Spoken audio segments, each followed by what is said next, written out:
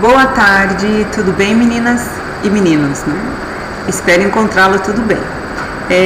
Estou passando aqui para dar uma ajuda para vocês quanto aos exercícios que eu enviei, tá bom? As dúvidas que vocês têm em relação ao que eu pedi para vocês. Esses exercícios aqui são exercícios de fixação. O primeiro exercício eu pedi: o desenvolvimento humano segue uma sequência biológica da espécie humana, certo? Então, com isso, o que eu quis dizer? Quis dizer que nós crescemos, né? Crescemos dentro do útero da mãe, como eu tinha conversado com alguns no segundo dia de aula, né? Eu sei que alguns não estavam presentes, então sinto que tem pessoas que estão tendo essa dificuldade por isso também. E muitas dessas aulas eu só falei, às vezes eu não escrevi. Então pode ser que também tenham pessoas que não tenham isso registrado, só ouvindo eu falar não registrou, tá bom? Então por isso eu estou explicando aqui. O que eu quero dizer com isso, tá? O desenvolvimento segue uma sequência biológica da espécie humana, que nós crescemos dentro do útero da mãe, depois nós nascemos e nós temos também um crescimento pós-natal, né? Então cresce as pernas, cresce a cabeça, cresce o coração, cresce o fígado, lembra que eu falei? Só que nós temos uma sequência biológica de crescimento, porém ela não é igual, né? Então assim, a mesma proporção que cresce a tua perna ou a tua coxa, não é a mesma proporção que cresce o teu coração nem a tua cabeça, né? Então assim, nós seguimos um padrão de crescimento. É isso que eu perguntei para vocês, qual que é esse padrão de crescimento nosso, certo? Aí eu falei, descreva o processo de desenvolvimento do ser humano. Não é só para vocês definirem o que é crescimento. Crescimento é um processo complexo, né, que inicia-se na fecundação e acaba com a morte, né? Ele segue um padrão de gradativo, sequencial. Isso aí é uma definição somente, né? Então é mais do que você definir o que é o crescimento, né? Então assim, como eu expliquei no primeiro momento, como é que nós desenvolvemos, né? Nós seguimos uma sequência. Então a tua cabeça, por exemplo, ela não cresce do início até o fim.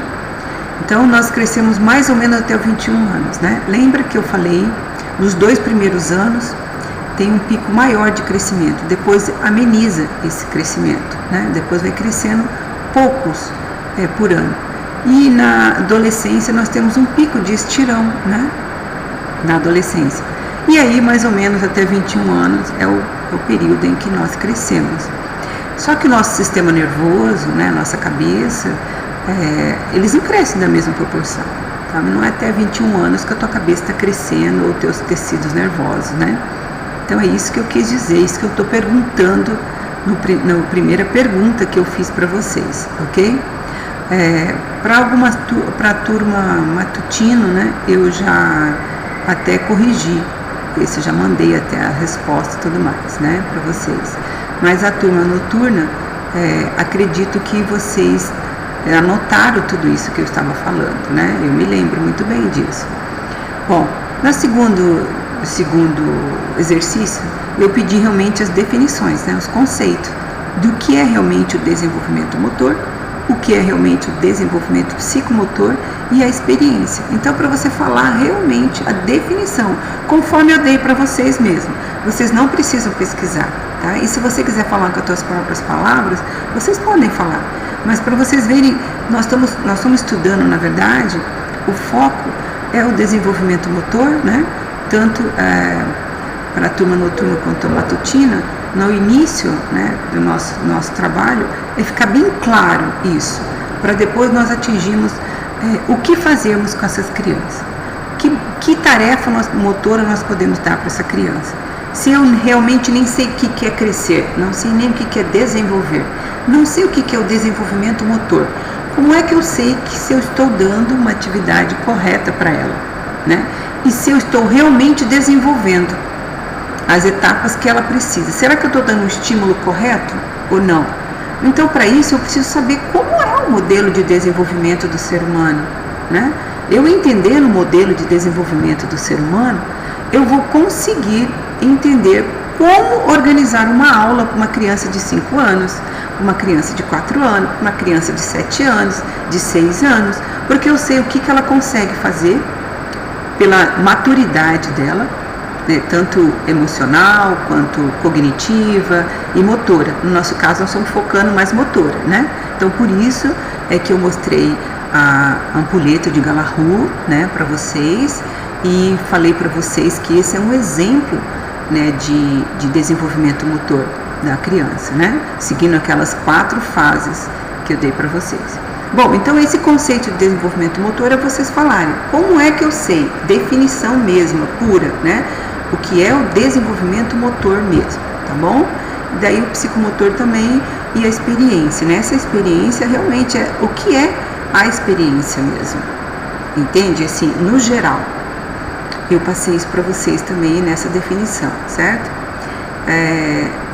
O número 3, o que eu estou pedindo, perguntando no número 3? O desenvolvimento humano sofre influência de vários fatores.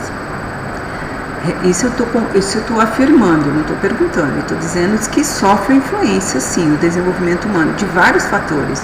Aí eu coloquei, relate os fatores que interferem, né, no desenvolvimento humano. Ainda coloquei entre parênteses que esses fatores, já até falei, são fatores intrínsecos e fatores extrínsecos, né? Já dei a dica aí. Aí eu falo assim para vocês relatarem esses fatores. Ou seja, quem são esses fatores intrínsecos e esses fatores extrínsecos? Ou então você vai relatar para mim esses fatores que interferem no desenvolvimento humano. Como é que eles interferem no desenvolvimento humano? Quem são esses fatores? Ok? Vocês lembram quem são os fatores intrínsecos e os fatores extrínsecos? Né? Eles interferem. Aí você comenta.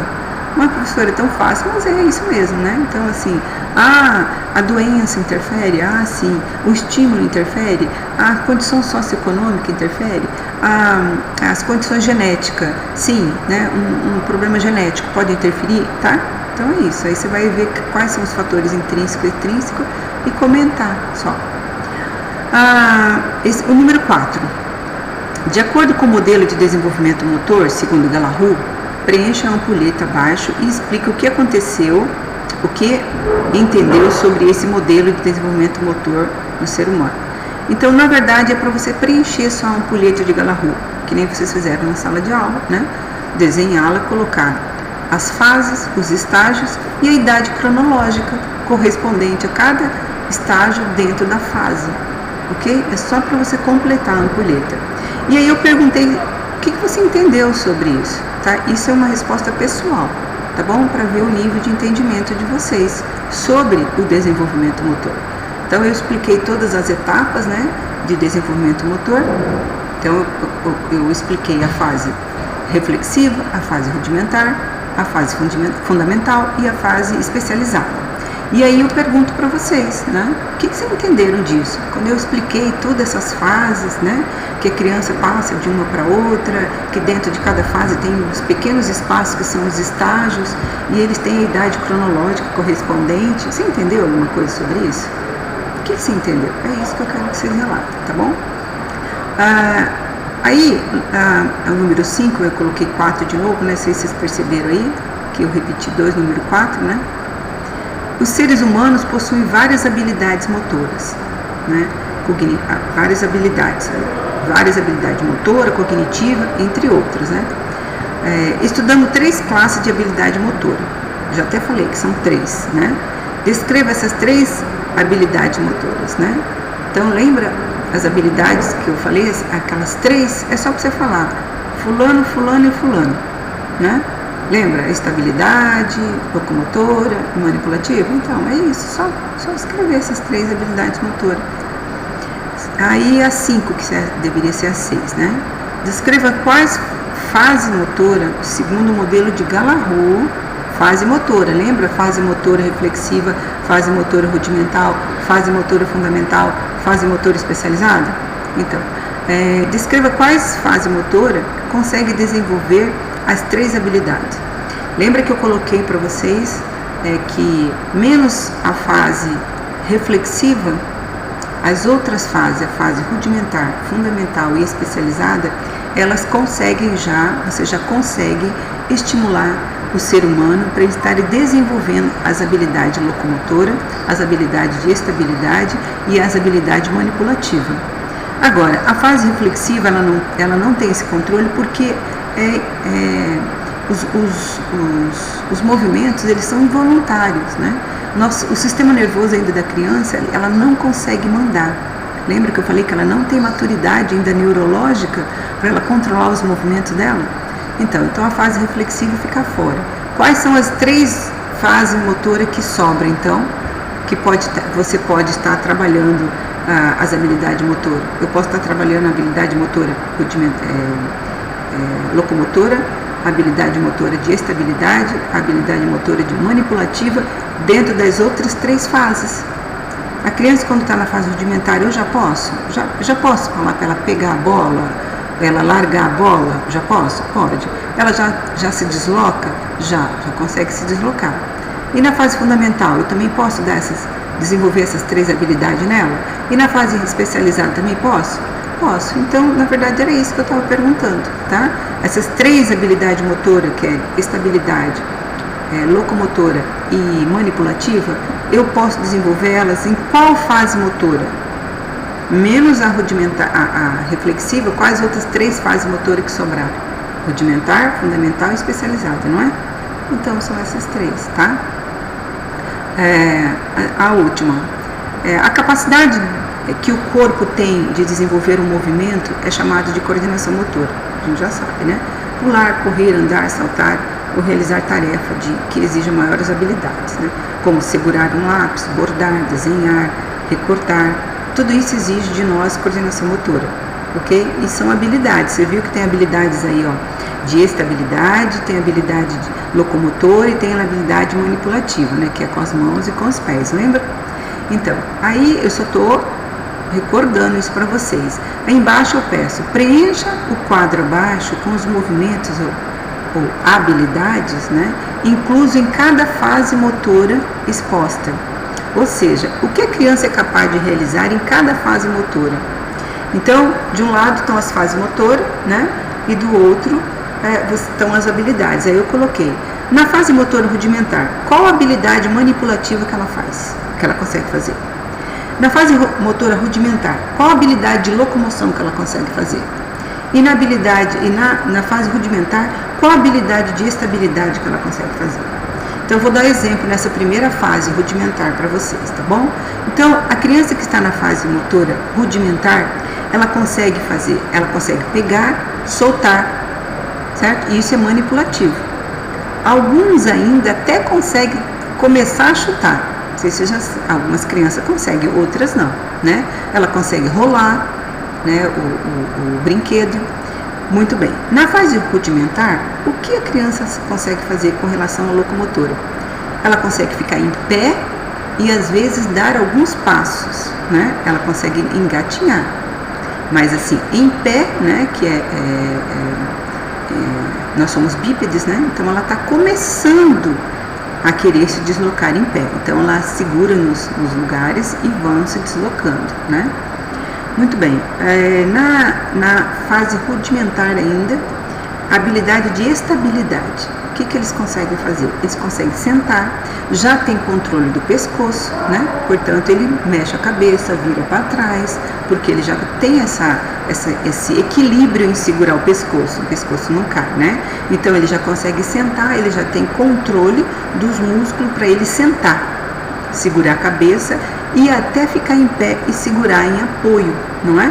Apoiando. Então, isso é estabilidade, isso se chama equilíbrio. Estabilidade é equilíbrio, lembra? Muito bem. Então, agora na fase fundamental, você também vai colocar quais são os exercícios, né, que eu coloquei, ou movimentos e habilidades, né, que eles fazem na fase fundamental. A que eu chamo de manipulativo. As crianças que estão na fase fundamental, o que é que eles conseguem fazer com a mão e com os pés?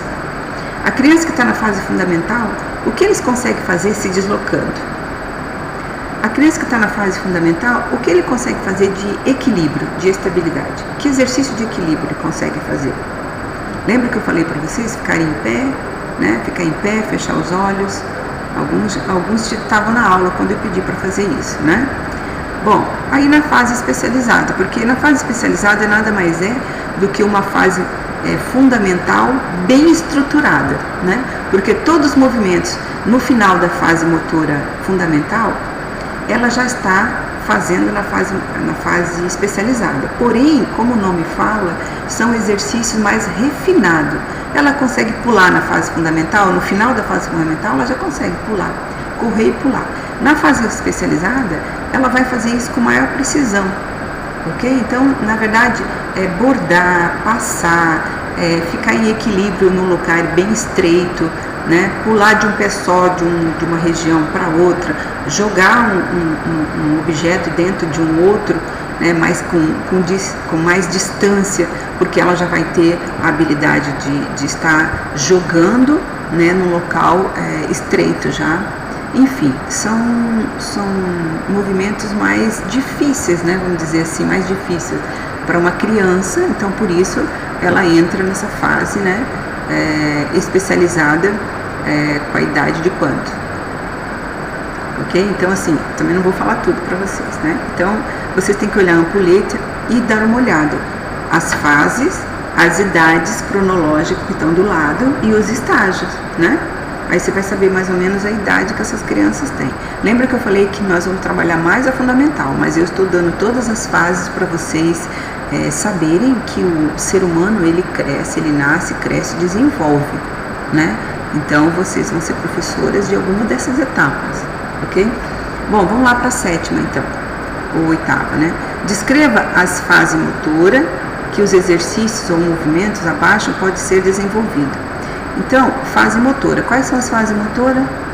Fase motora reflexiva, fase motora rudimentar, fase motora fundamental, fase motora especializada, certo?